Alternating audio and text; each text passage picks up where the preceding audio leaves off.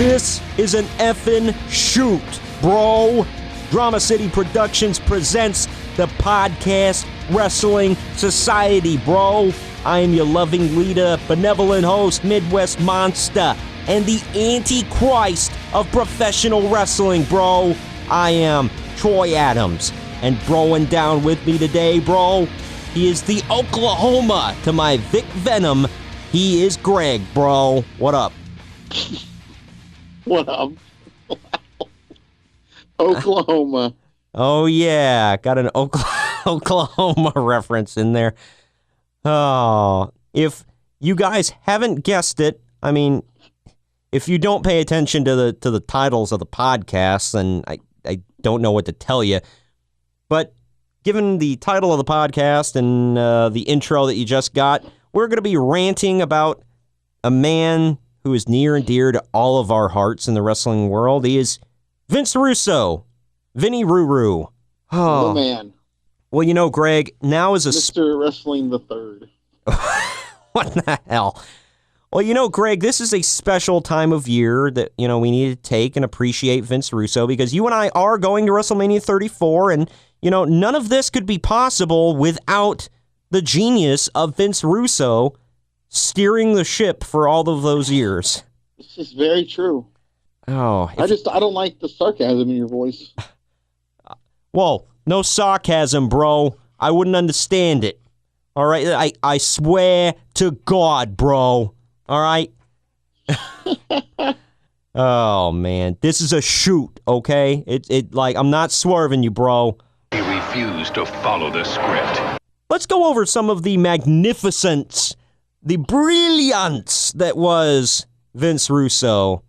Oh, man. It's just like, just talk a little bit about him here, because everybody wants to dog pile on Vince Russo, but it's not all bad.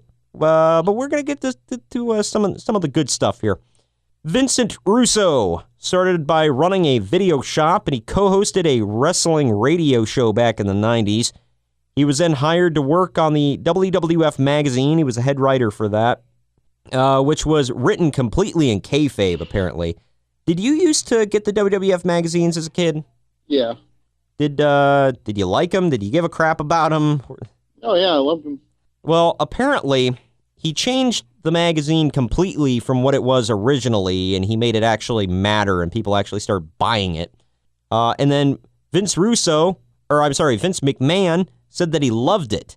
And one day, when the ratings were really bad, he came in and he slapped it down on the table in front of all the writers. He was like, we need more of this on the TV product. And that was kind of the catalyst of bringing in Vince Russo to write TV. So, yeah. Oh, that's what we got to blame.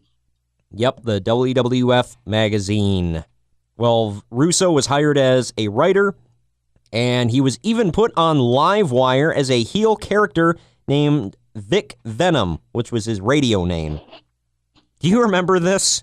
I do. What did you think of the Vic Venom character, Greg? I don't remember him coming off as a heel. I remember just talking up the heels and Todd Pettengill kind of arguing with them, but I don't know. It's been a long time. Kudos to anybody who remembers Todd Pettengill, by the way. Yeah. I don't know, as a kid, I remember him as a kid because he would always introduce the home videos that I would get from the video store, the Coliseum home videos. Oh, yeah, he was your Mean Gene, yeah. Yeah, basically.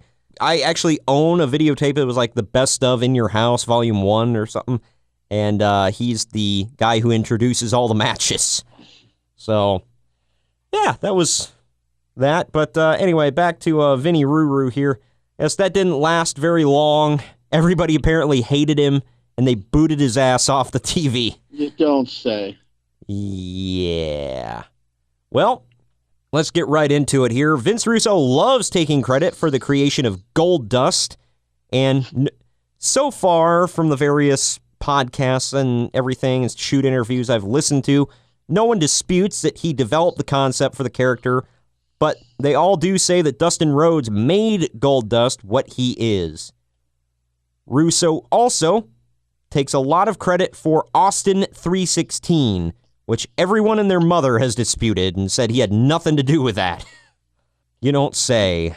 That entire interview was a shoot. Wow. Russo also claims that he suggested that The Rock start speaking in the third person, whereas Jim Cornette, Bruce Pritchard, and even Jim Ross himself dispute that, saying that JR was the one that made the suggestion to The Rock after he had seen a Deion Sanders interview where Deion spoke in the third person. Wow. Deion Sanders played football. Jim Ross loves football. I don't see the connection how he would have got that. Yeah, right. What? No, this was Vince Russo, bro. He created The Rock. He created Stone Cold. All right? It was him. Life. I was the one. He's like completely serious about this crap when he's like, I created Stone Cold, bro. It's like, really? Did you? Like, I don't think even kind of. It's just pathetic. I don't know. He likes taking credit for crap. But only if it was really good. But if it sucked, then that was somebody else's fault. It was Ferrara, bro. Yeah, bro, I didn't even know, like, what was going on, bro. Like, I had so much, like, I couldn't even keep up with it, bro. Vince Russo has been blamed by some for the death of Owen Hart, being as he was the one who wrote the storyline of him being the Blue Blazer and then rappelling to the ring via harness.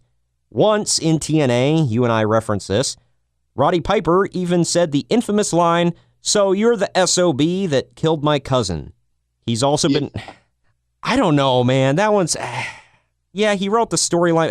How the hell is he supposed to know that Owen's harness is going to malfunction? He's going to break his neck. Yeah, I mean, that one I never liked because, like, you know, Sting was doing it every night in WCW. Owen was doing it for quite a while. Yeah, I know. So... That was... It was a malfunction... I mean, he gets the heat because, you know, we're going to have him repel. But, you know. The Undertaker did it once, too. I know, in the garden. Yeah, so he doesn't get blamed for that one. Like, yeah, it was a stupid storyline where he repelled. So what? Like, the same thing could have happened to the Hurricane, which everybody loved that gimmick, but it was still stupid. Would people have been like, oh, well... Who's the idiot that wrote that storyline and killed the Hurricane? I don't know. I don't like that. That's one thing I'll never give him heat for. Yeah, he wrote the stupid storyline, but the other thing was they said, well, Owen was afraid of heights. And it's like, yeah, but according to other people, Owen never said he was afraid of heights. He never told Vince Russo and Vince McMahon that. So how the hell are they supposed to know, yeah, we're going to put this dude with a phobia of heights up, you know, and have him rappel to the ring? Well, that's all the internet said. Yeah. Well, again, apparently he never said anything to them. So how, even if he was, how are they supposed to know? That's like you offer a guy a... Just know. Yeah, well, that's like you offer a guy a beer and you don't know that he's an alcoholic. And you're like, oh, sorry, I didn't know. You know, how are you supposed to know if he doesn't tell you? You know? Yeah. Yeah, it's true. Russo is also blamed by some for, you know, a lot of things happen in the Attitude Era and in WCW in their later days. He's blamed for bringing the hardcore craze into the WWF and then into the WCW in some instances. Didn't they introduce that stupid hardcore title in WCW when he got there? Yeah. And then he had the brilliant idea of every match must start in the back. Oh, good grief. Do you remember that, like, junkyard brawl thing that they had? Yeah. And that was a gem. Yeah, I believe it was that uncensored, fittingly enough. Oh, well, of course, because, you know, anything can happen at uncensored, including fighting in a junkyard. Yeah, why not? Yeah. Norman Smiley was the first ever WCW Hardcore champion, so... keep that in mind, people. Well, you know, it was clearly them trying to rip off Crash Holly. You know, clear as day. Yeah, the big wiggle, baby. I love Norman Smiley. That was funny and stupid. Oh, gosh. Including when him and Ralphus were doing the big wiggle together? Yeah, man, Ralphus was amazing. He started with Chris Jericho. Oh, man. Yeah, he was Chris Jericho's official... security or whatever the hell. Yep. Well, Vince Russo says that the reason he left the WWF was because he told Vince McMahon that He hardly ever saw his family, and his wife was basically becoming a single parent. And the McMahon told him, I don't know what the problem is, Vince. You make enough money, you should be able to hire a nanny. And apparently that just set him off. Wow. Yeah. I will admit, it's a little cold, but I mean... Yeah, I know, it's sad. Well, what the hell? I don't know. And I guess Bruce Pritchard was asked about that, and he was like, I could totally see Vince saying that. He was like, that's a very Vince McMahon thing to say. But he's like, I mean, I don't know. That's the job he was hired to do, so I don't know, like, what the hell he expected. But, yeah, apparently that just, like, set him off to the point of where he went right to WCW. And Russo says that he was, quote, a man possessed in WCW and just saw red, which is what he blames for the Oklahoma gimmick. And he has, by the way, apologized to Jim Ross while also somewhat backhandedly making excuses for himself. He says that he knew he had, quote, lost it when he went backstage during a WCW show and asked Kevin Nash to cut him. That's when he knew he lost it? Oh, yeah. Sometimes it takes, something like that. Yeah. I guess. I don't know. There are countless other instances where I can be like, yeah, Vince Russo has completely lost his marbles. But no, that instance right there. Oh, man. Cut me, bro. Apparently he took like one bump and got a concussion or something like that. Well, I think it was, to be fair, through a cage door, and he hit the back of his head on the steel guardrail or something. Yeah, and those cages were made so well back then, like the cage door didn't even close properly. Yeah, right. Oh, man. Who the hell was putting that crap together? Him? I guess. The way Russo quit WWF was by calling Vince McMahon the day of Raw and quitting over the phone before the show, even though they were just up the road from his house in New Jersey that night. Wow. That's pretty low. Yeah, he didn't have the sack to go up the road and be like, hey, Vince, thanks for giving me my start and all this stuff. I got a job with WCW. Deuces. Like, peace out.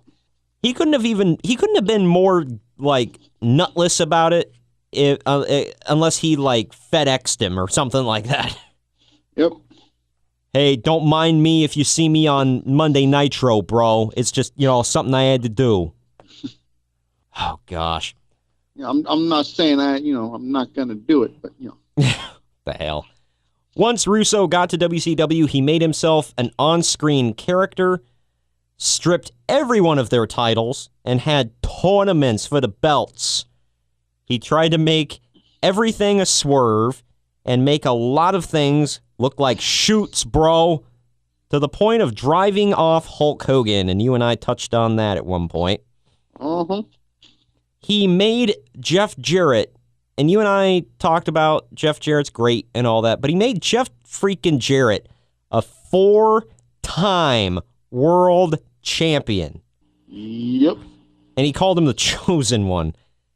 He put Billy Kidman in the... He had stroke. Yeah. He put Billy Kidman in the main event against Hulk Hogan. He made himself... Not that there's anything wrong with Billy Kidman, mind you. Yeah, but really, in the main event against Hulk Hogan... Whatever, the guy that wears jorts and a wife beater to the ring, whatever. Hey, half of that works for John Cena, okay? Yeah. He made himself and David Arquette world champions. Arquette? Yeah, oh, excuse me, my bad. And he created the hardcore title, which was held first by Screamin' Norman Smiley, and then he created stupid-ass match types like Judy Bagwell on a forklift and a piñata on a pole. And I believe... Let's not forget the infamous Viagra on a pole. Was the Viagra in the piñata, or was that a separate match? No, it was a separate match. Oh, goody. Oh, man. It's so many stupid, like, everything had to be a swerve. Everything had to be we got to have stipulations, bro. Oh, man. I got one for you on this. All right. Do you remember Goldberg refuses to follow the script? He refused to follow the script. Absolutely. Why would you say that? I don't know. You're saying, Hey, bro, wrestling is fake, but this is not fake in the fakeness of the fake. By the way, because he won't follow the script, we're going to beat his ass, bro. That part is real, but the rest of it is fake. Like, come on. And then they have a promo for it. Goldberg refused to follow the script. Like, oh, shut up. He refused to follow the script. Yep. It's just all of it was just so god awful. How about making the female wrestlers strip each other damn near naked in what he called a New York evening gown match? This happened everywhere he went, by the way. WWE. Well, no, but like he had to go and name it New York evening gown. Like, this could only happen in New York. Well, yeah, because we got to get away from the Southern wrestling, bro. This is New York where it's real, okay? We know entertainment. I'm sorry if I offend anybody with my terrible New York accent, but, it needs to happen. I think it's actually pretty good. But... Well, I am 1/4 Italian, so there you go. Anyway, yeah, by the way, Russo's one of them people that always has to point out, look, bro, I'm Italian, okay? It's like, no. Like, gonna knock me over with a feather. And you're from Brooklyn? He's from somewhere in that vicinity. My gosh. Definitely one of the 5 boroughs, okay? Yeah. Well, you look at all the T&A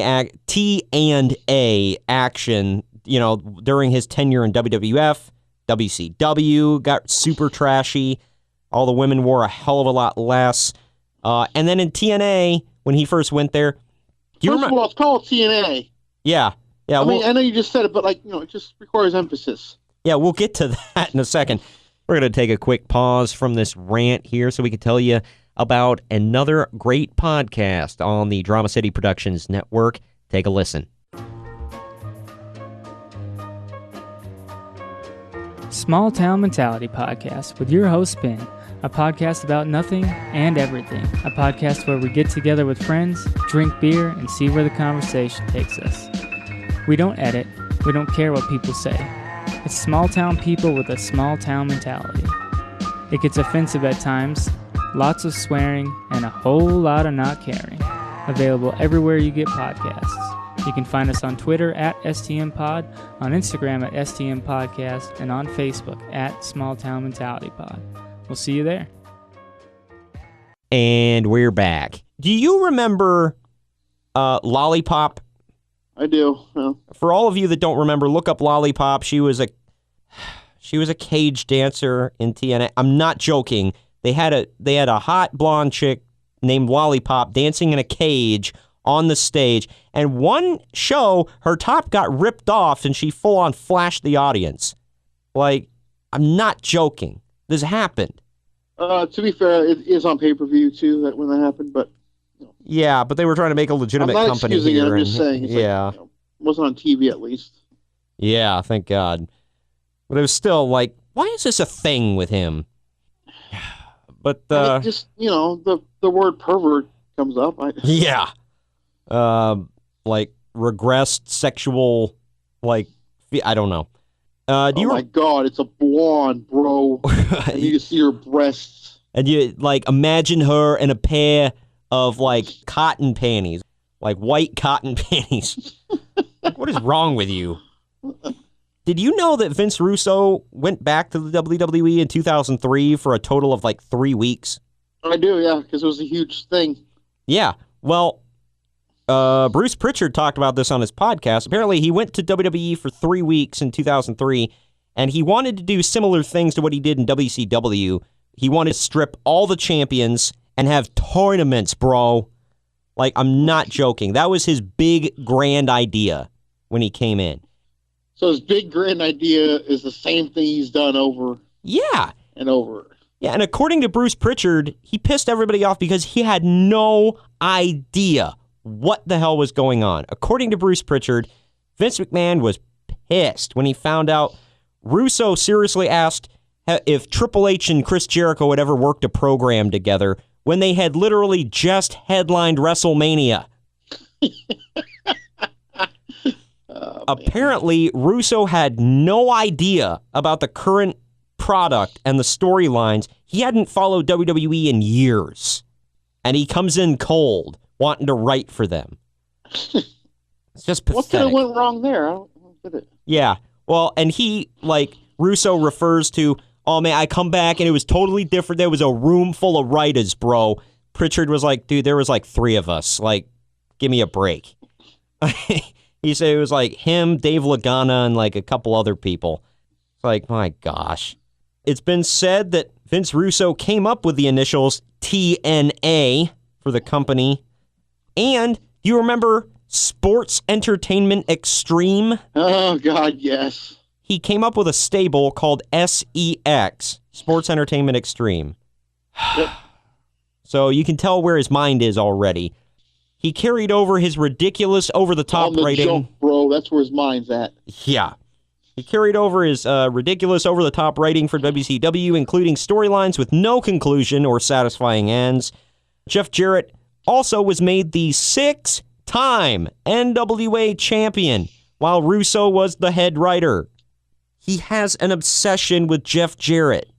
And you and I have talked about that we liked him, but God, man, he made this dude a 10-time world champion. I might attribute some of that to Jeff, though. I don't, to be fair. Well, yeah, some of that.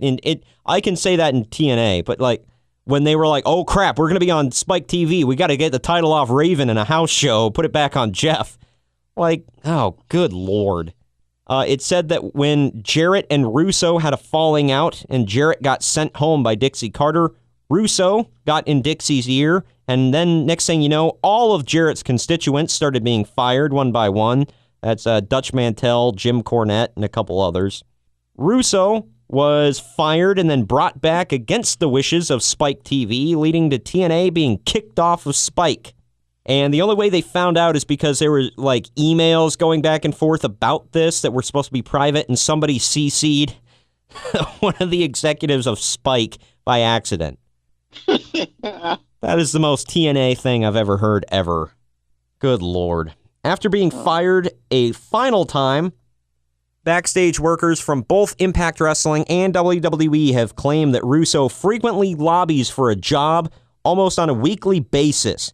This, after Russo wrote in his book that he is not in the wrestling business because he chooses not to be, and he would rather spend time at home with his family. Wow. Oh, man. First of all, he'll always be in the business. He has a damn podcast about it. But he says, I don't just want to be known for wrestling, bro. It's that's literally all you've ever done. He calls himself a Rihanna mark, so maybe he's known for going to Rihanna concerts. I heard that. I was like, what man openly admits this? I'm a huge Rihanna mark. Self-proclaimed. Yeah, whatever. He could have said fan or I like her music, but nope, I'm a Rihanna mark. He's got issues, man, on a deep base, on a deep thing. Here we go, diving into this. Russo filed a restraining order against Jim Cornette, claiming that he just wants things to stop between him and Cornette. He has egged Jim on multiple times on his podcast, but he has never threatened Jim, whereas Jim has on multiple occasions said what violent and graphically violent things that he wants to do to Vince Russo. He can't even lift his legs up to freaking kick him.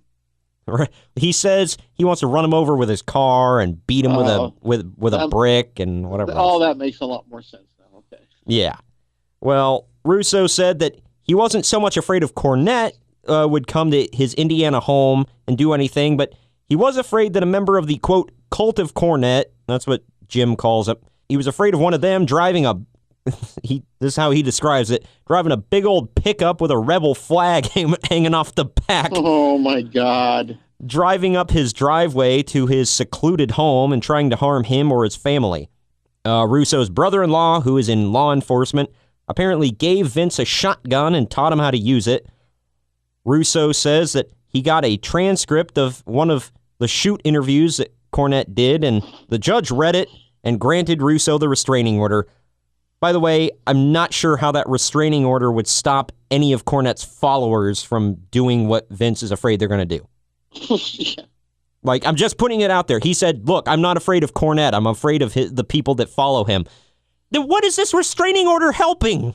His followers. He acts like he's a cult leader. He acts like he is, but, like, I don't know. It's stupid.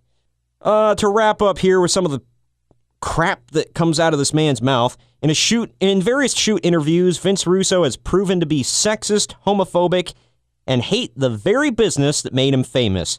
You don't say. Besides his sexist work in WWE, WCW, and TNA, which we have already covered, I think the only woman he never really did anything sexist to was probably Chyna. And that's... So she probably would have kicked his ass. Yeah, and apparently Triple H was, very vocal in the back about protecting her. So Russo said that he was not going to vote for Hillary Clinton in the 2016 election because she's a woman and women shouldn't be leaders. So woman, bro. Whoa, bro. I can't do that, bro. Like, she doesn't have a penis, bro. All right? Can't vote for her. Like, of all the reasons that you're going to claim to not, vote for somebody, like, that's whatever. He also, we talked about this a long time ago, but it bears bringing up again. He called wrestling fans gay for cheering and chanting for other men. Yeah, I remember that. He says he loves the San Francisco Giants, but when one of them hits a home run, he's not going to stand up and chant, "This is awesome." What the hell? Are they supposed to sit on their hands or give a polite golf clap? Is that your, like... Right. On the racist front, he says that as an American, he doesn't give a crap about a Mexican or Japanese guy. He wants an American that he can relate to. And he openly makes fun of wrestling fans in America that watch Japanese and Mexican wrestling because, quote, "there's so much good wrestling here in America." It's like, one, I guess. Two, what does that matter? I know, right? I just, like, what the hell? That's like saying, look, I'm not going to listen to the Beatles or the Rolling Stones because there's so much good rock here in America. All right? They're British.